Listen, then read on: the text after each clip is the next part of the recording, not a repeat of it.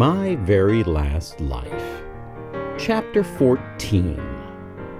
My Journey from Cynicism to Sincerity.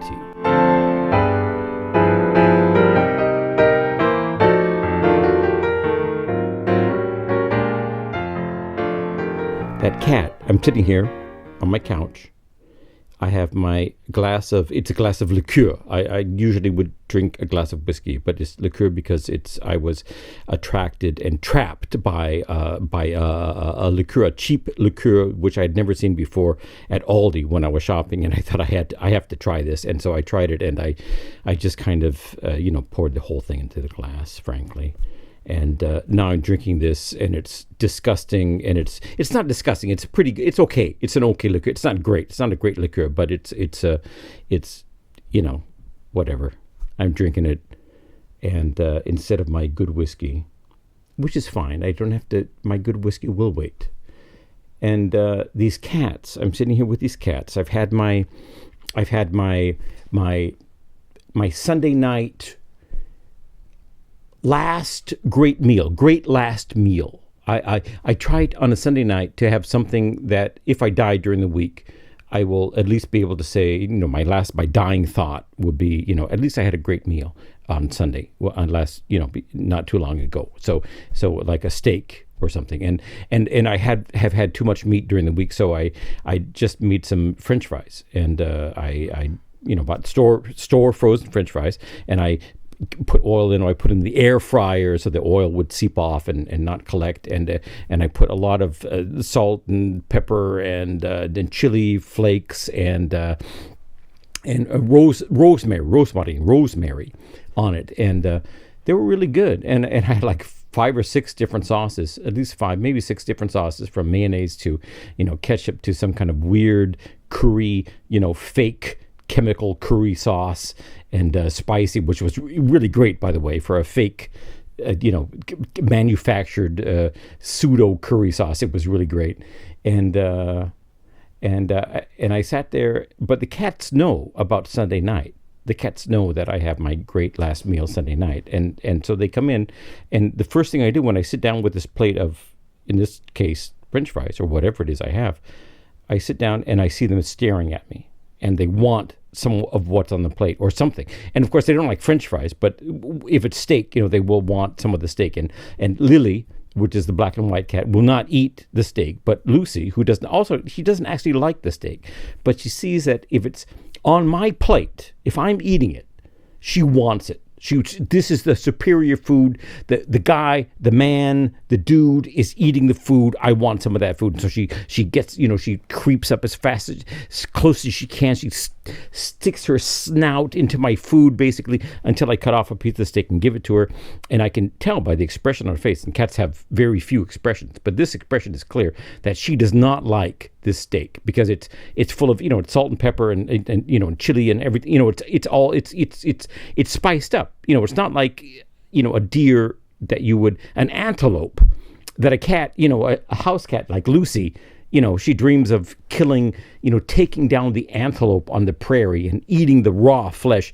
It's not the steak that I'm making. It's nothing like that antelope, but she knows it's the superior food, and so she just she chokes it down. Basically, she forces herself to eat that, and then I offer her a second piece, and she says, "No way, that's enough. I've had it. I've proven myself.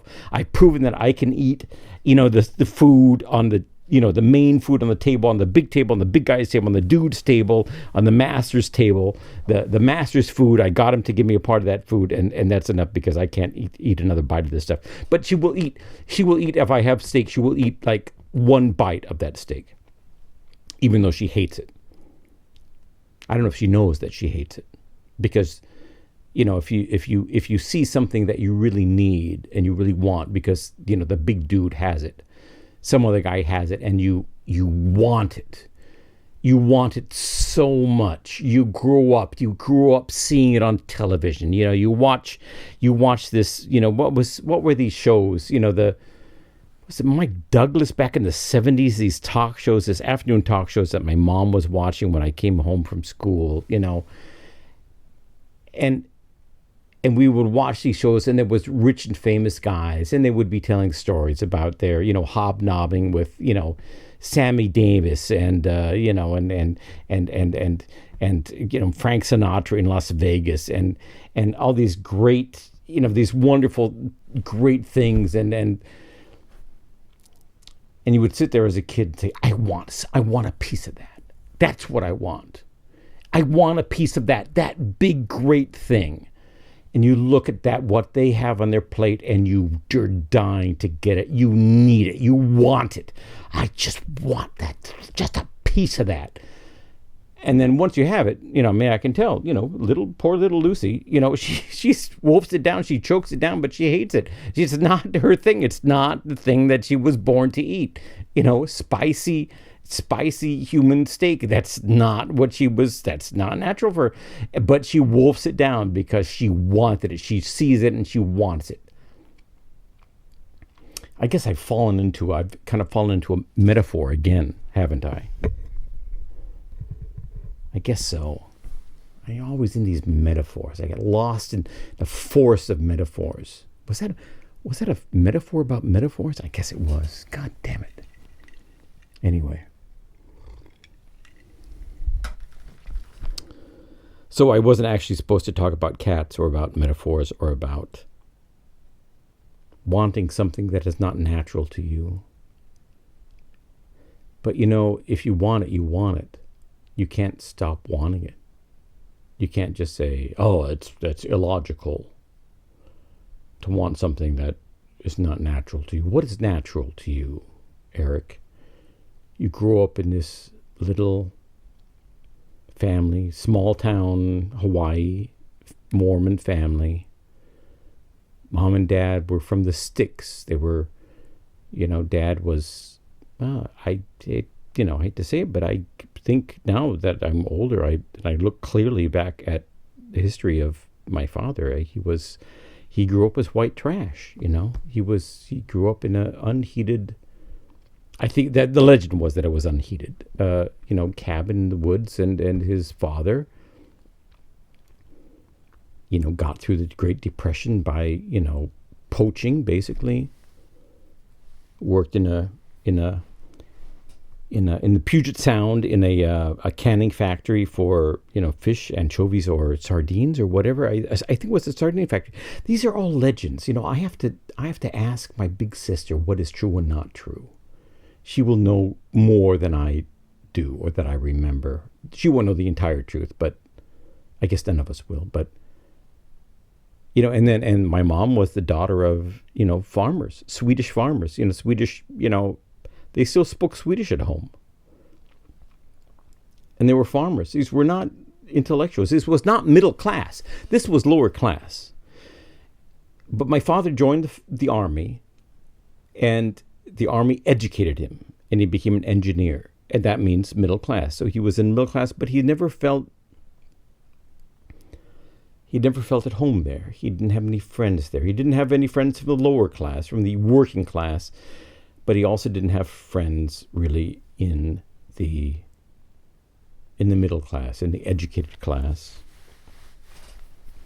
He had one foot in both, and he was uncomfortable in both. I wonder, I guess probably he grew up not really wanting friends, not really being the friendly person. He was sincere and he was human, and he tried to be warm and personable, but he was not. It was not in his nature. And I don't remember very often that he had friends over. He certainly didn't go out. He certainly didn't go out drinking, with friends in a bar, right? He didn't do that. But I don't recall him going out just a guy's night with friends. I don't recall him having friends over. I don't recall him having, his friends from school. He had friends from school. They would talk about him once in a while. There was some guy in, I don't know, Colorado or something, but I never saw him. And they had contact, and at some point he died or something. And they would talk about, oh, this guy died, and I don't even remember his name now. And but he was there. They grew up together. They were friends. They had been friends back in Washington State. They grew up in a little, Swedish Danish enclave in Bellingham, Washington, and he would talk about this guy, but I never saw him. I think they saw each other once in a while before they both died. But I never did. I never saw him at home. There was never, guys' night out. My God. Man, that's just so tragic. Or is it? I don't know. He chose his life. He was happy with his life. He was fine with his life. He was a guy who did what he wanted to do, more or less, and he wanted to do this thing, even if he was not necessarily happy with it. He certainly, he never talked about wanting to get out of the working class, out of the white trash class, and into the middle class, but he wanted it. And he got it, of course. His sons and daughters were, for the most part, educated, and they, for daughter number one even went into politics for a while, and had a career as a painter, and son number one became a lawyer. So highly educated son number two became a very successful businessman. Son number three became a writer, not necessarily successful. That was me. I'm talking about me. But nothing that he could read. I wrote, of course, in German, and he could not read German. Oh, boy. All of this is nothing I actually wanted to talk about. But there you have it.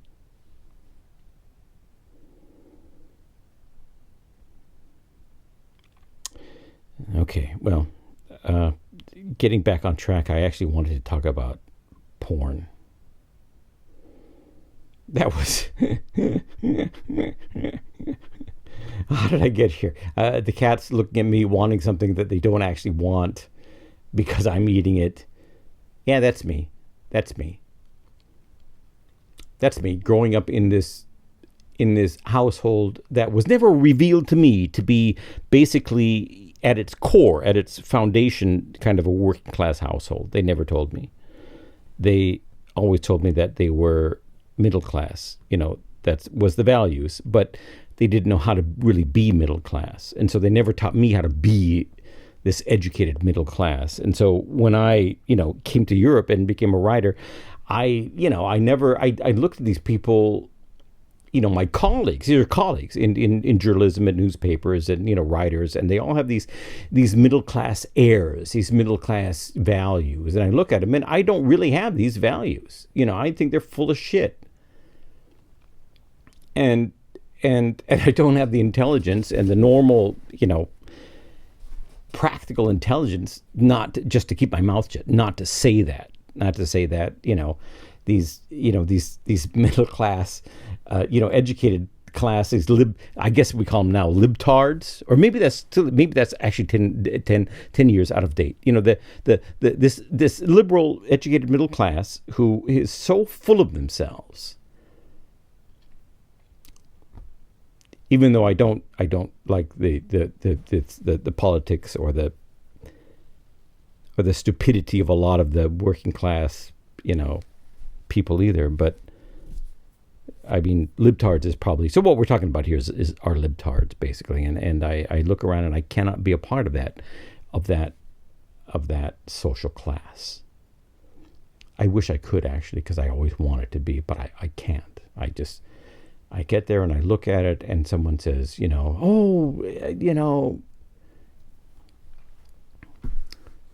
Trump is so evil. And I said, well, yeah, he's an embarrassment and he's bad, but he's not as bad as you say he is.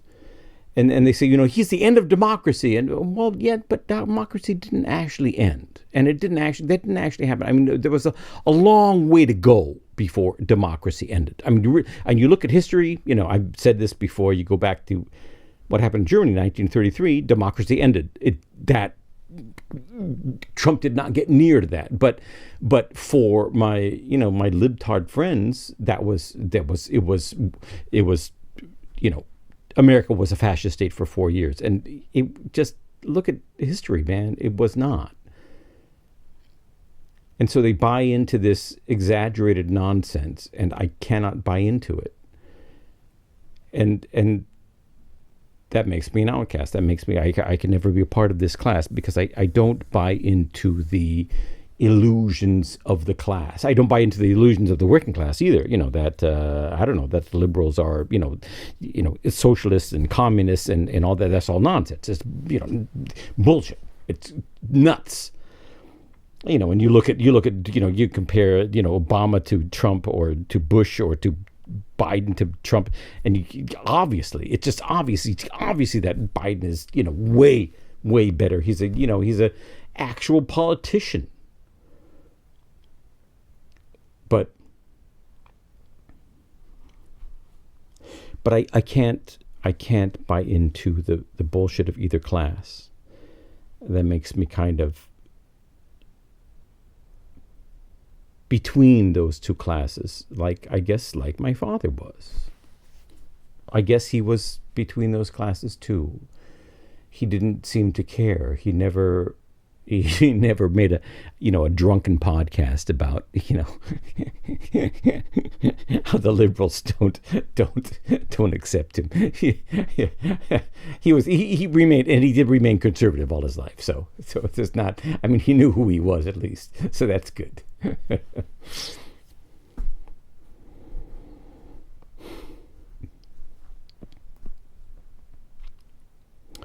Trying to be something we're not. I guess I'm trying to be something I'm not all my life. I still am trying, and that's who I am. I'm the guy who, believes in the illusion.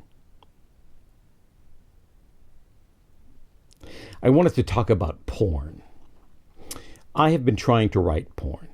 The thing is, the whole thing with this new life of mine is that I'm trying to put my life on a foundation that is independent of the system of publishing in Germany and America today. So whereas most of my life up to now I spent trying to be accepted by the publishing industry. And to a certain point I was, but of course as soon as, the last book we wrote together, Astrid and I, this trilogy of thrillers, did not do as well commercially as was expected, we basically lost contact to our publisher. Our publisher basically just, threw us out. There were more emotions and actions than that, but that was basically it. We were not commercially successful enough for them, and so they decided not to continue with us. And so there we were. We had put all our work and effort into these books. Everything. Our entire souls went into these books. But, they didn't work as they were supposed to work, so we're out. So that's it. You get you roll the dice once and then you're out, and that's it. And of course, these guys, have contracts. They have, our editors at these publishing houses have these contracts, and they have, paid vacation, and they have, if they get fired, they get money for getting fired. It's in the contract. But not us, of course. We fuck up once and we're out. And so there we are. We're landing this through. We're living from the money that we got from those books, so that's good. But we're looking at no future. We're looking at no future source of income. So I'm saying I have to find a way to get income and to also have a foundation for my work as a writer, which is independent of publishing houses, who are not there to publish writers or to support writers, but who are there to, make money for themselves. They're commercial enterprises, right? So I'm trying, and this podcast is a part of it. I'm trying to podcast to, make myself into an internet personality or something. Of course, this podcast has become more than that. Podcast has become kind of a weekly way of me looking at myself, and I do it in a rambling stupid, drunken way that no one wants to listen to it. I mean, I think I seriously have 10 followers on my little podcast account, and that's it. But that's okay, because I feel like it's giving me something more, because it's like the diary entry, you sit down, you write the diary, and you think about yourself, and you're working on yourself or something, whatever. And so that's what this is about. That's what the podcast is about. But the other things I do are attempts to find some way to in internet, in social media, in self-publishing, to find a way to find a foundation for my life that brings in money in a certain way and is independent of others. So like my own business, basically. And it's not working out. I'm basically failing. Okay. But it's too early to say that I'm really failing, and I'm learning as I go along. So, it may still work out. Well, probably by the end of this year, end of 2021, the end of Corona, I would say, I will know whether I will make this or not. Whether my various efforts, and there's probably like 10 different projects and directions that I'm taking this from, online, writing and book shows to this podcast, to self-publishing, to whatever, which may or may not work out. They probably won't. They probably will all fail, and I will end up on Social Security. I can imagine that easily, actually, very easily. In fact, that probably is. That's the most logical thing that will happen. But still, it doesn't matter. It's okay. We're going this path, and we're gonna give it fucking everything. I'm doing everything to make something out of my life. My very last life, the last 20 years. Okay. And one of these things is I experimented with writing porn. You look at, the thing is, you look at self-publishing. If you look at self-publishing, publishing on the internet, publishing on Amazon, there are certain things that work and certain things that don't work. So if you want to write some kind of, James Joycean literary extravaganza, you're going to have two guys are going to buy it, if at all. Probably no one will buy it. So if you self-publish that, it's not going to happen. You have to publish that in a publisher that is established in some way with this class of people who, for reasons of love of literature and also mainly love of status, they read books that they can say, I read this book, and that makes them into intelligent, intellectuals, right? You want if you're writing some kind of Joycean epos, James Joycean epos like that, you have to publish it in this kind of publishing house that has laid the groundwork to get to the market, into the readers who will buy that kind of book. So, and that's something that you cannot do. They can do that. You cannot do this. And not many of them can do that either. Most of them fail. But there are a few publishers out there who manage to do that, who manage to reach these kind of readers. Those are the publishers you got to go to. So if you want to write something intellectual, you got to go to those publishers. If you want to go if you want to go the route of not having a publisher, of being independent of publishers, then you have to write and produce something that is bought by people outside of this publishing arena. And that's self-publishing, and that is certain things work and certain things don't. And in my research, I discovered, of course, the first thing you discover is it's porn. Porn works. Porn works in self-publishing. So I thought, okay, Eric, get off your high horse, get down to the nitty-gritty. If you're gonna try to find a way to earn money on self-publishing, can you write porn? And so I sat down and I experimented. I tried to write porn, and it came out. I thought came out pretty good.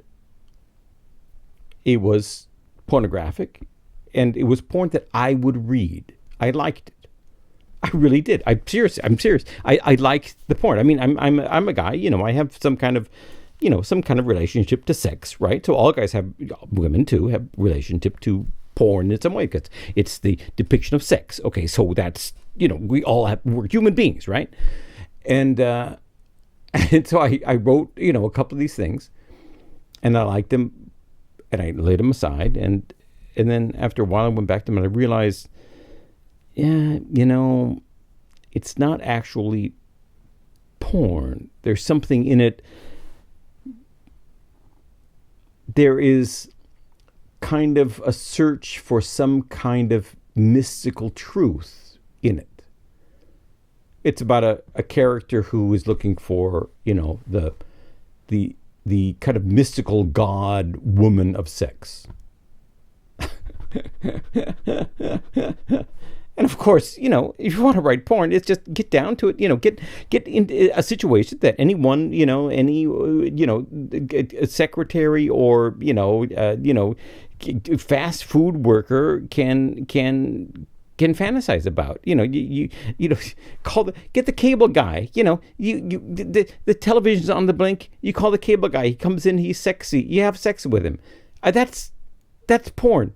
Get the meat and potatoes of porn, the normal everyday thing of porn, the thing that porn is supposed to deliver, which is just the sex is supposed to get you excited, so you can, of course, you jerk off, right? It's about masturbation. So, and that's what it's about. That's the service that porn does to you.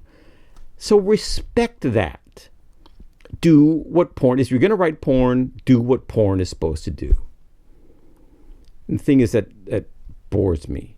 I mean, I appreciate the sexuality of it, right? I mean, I'm a sexual guy like anyone else, right? So I do this. I have the same reaction that anyone else has to porn. But when I'm writing, it's different. When I'm writing, I get bored by what I write. That's why I don't like writing long descriptive passages of, long conversations or long, landscape descriptions, because it's really boring. And so I try to knock that out and get to the point which is not boring, the things that are interesting to me. And so in these little porn, these attempts that I made, I had the sex scene, but around the sex scene, I had too much story. I had too much, searching for, the goddess, the sexual goddess of the cosmos, who was, and I literally, she's in the stars, right? So when this guy had an orgasm, he would see the woman in the stars, in the heavens, in space, and she would say, "Come to me," and so it was bullshit. And I realized I guess I can't do it. Maybe I will try. Maybe I'll try to publish these and see what happens. But it won't. It won't happen. It's failed. I have failed as a pornographer. I'm a failed pornographer. That's so disappointing. I mean, you say I'm a failed novelist. That sounds like something. Wow, he was. Maybe when he's dead, he will be discovered or something. But I'm a failed pornographer. That's like, Jesus. What? Can't you do anything? You can't do anything right. I'm not even pornography. Not even. Do you not know how to spell tit? Is that what's the problem? It reminds me when I was back another time. I've been down on the ground as a writer before. I've been low before, as all writers have been. By the way, I'm not the only guy. Writers don't like to admit it, but I'm not the only guy who's been down and out as a writer before. There was a time in Berlin, maybe I don't know, 10, 20 years ago, when I thought, I'm going to write for a German soap, and I can do that, and that I'll just make money. I'll make tons of money, and then on the weekends I'll write my great novels, right? So I contacted these guys who were doing some soap. It was something, and then they sent me the job that I had to do. It was a certain scene that I had to flesh out, and it was a test scene, and if I did it right, I would get the job, and so I wrote it, and I never heard from them again. And I wrote them several letters. Said, did you get my scene? And they just did not answer back at all. And at some point I realized it was just too embarrassing for them to even answer, because I just cannot do it. I'm not that guy. Writing, you have to, whatever it is you write on whatever level, whether it's 50 Shades of Grey or, Ulysses or whatever, you have to be that person who can write that thing. And I guess there are some things I can't write. Maybe there's nothing that I can write really well. That's possible too. There are a lot of writers out there who can't write anything well. They write and they write and they work, but they can't write it well. Strange, huh? Strange that we're put on earth and we're giving certain abilities and certain dreams and certain needs, but they aren't necessarily the things that we can actually do, things that we can actually succeed at. Maybe I'm not a writer at all. Maybe I'm a race car driver. There we go. I'm a race, or, a movie projectionist. But it's writing that I want to do. And even the porn, I enjoyed writing those, those test drives for porn. They were good. I liked it. I enjoyed it. I liked writing these characters searching for some kind of mystical truth in sensuality, in sexual intimacy. I liked it. I liked doing that. I liked combining the two things, and I liked the search for some kind of truth, a mystical kind of truth.